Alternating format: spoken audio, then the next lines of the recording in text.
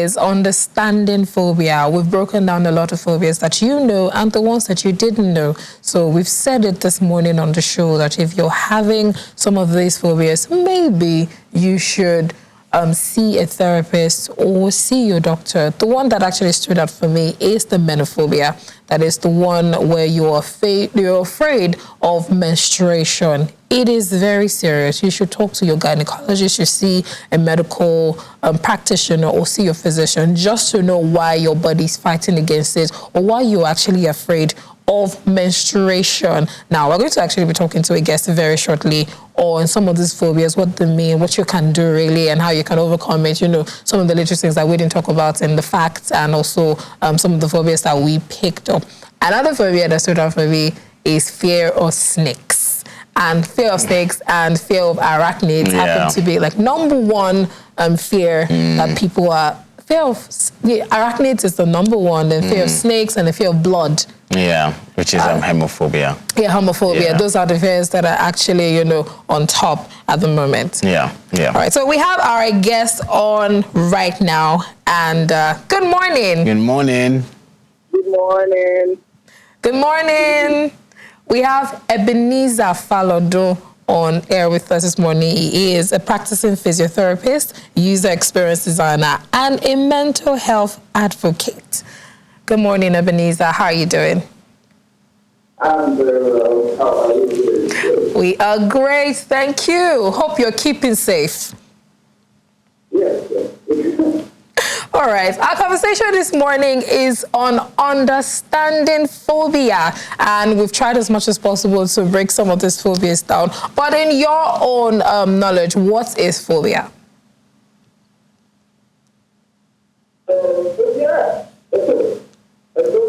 is an expected and rational reaction.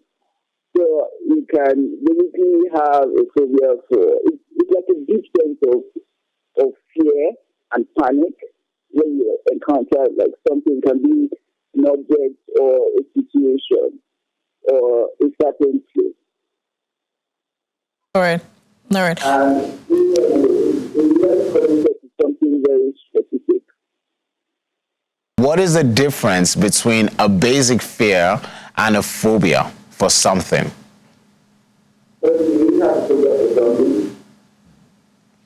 Yes, the difference between fear and a phobia. So I can have like a basic fear for something. Like I can fear something. Like I see a dog and I'm afraid because like there's an obvious sign of danger. Yes, it's different from when I see a cop or like when I see people and I have that same sense of impending doom, like I'm about to die or something dangerous will happen to me if I don't get out of this situation quickly. So a fear there's a rational reason for a fear. But when it comes to phobia, it's often irrational. Not the fact that the reason you are afraid is totally irrational, or the reason why you are afraid is totally irrational. It's not like your reaction is actually irrational to the situation or place or object that's causing that fear. Okay, so in our conversation this morning, we realized that some phobias are very valid. Well, yes, we know that we have claustrophobia, we have hydrophobia that may or might not be irrational, but then we have phobia like menophobia, that is fear of menstruation, that is, where the person's body is fighting against it, that may not be irrational. So do we have a specific, how do I put it now, how can phobias be diagnosed? Like, how can they be diagnosed? How can you know that, okay, so this is irrational and this is not? How can you know that, okay, this is why this is happening to me? So basically, the key, psychiatrists are like specialists in diagnosing and treating phobias. All right, because sometimes we have symptoms of phobias similar to some cases of some mental health issues such as schizophrenia. But like people with phobias often pass the reality test. That means they know that this is real, this is not real. Unlike people with those actual mental health cases. Now, psychiatrists actually take out specific tests by actually exposing you to those situations in like a controlled environment.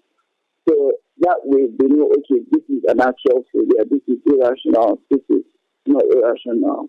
And then they seek to look into like your past experiences of what was the earliest time you started feeling that fear, when and why did you start feeling that fear, and so on. Because sometimes it's connected to past experiences, oftentimes. Our final question on the final notes on our interview with you this morning. Can you please advise our viewers at home who maybe have one fear or another? What can they do? How can they help? And how can they overcome their phobia? So let us just get a word of advice and an admonition for our viewers at home watching this morning. So aside the standard way of helping people with phobias is actually for them to see their psychiatrist. But there's been a lot of stigmatization surrounding psychiatry, and that's why we actually have to talk more about it. Because when you get psychiatry, you're thinking about people with mental health issues, and like the way we are brought up, you don't want to be associated with a lot of mental health issues. And like we say, it takes strength to actually accept that we actually need help. And psychiatry, just like every other part of medicine, is just you taking care of yourself.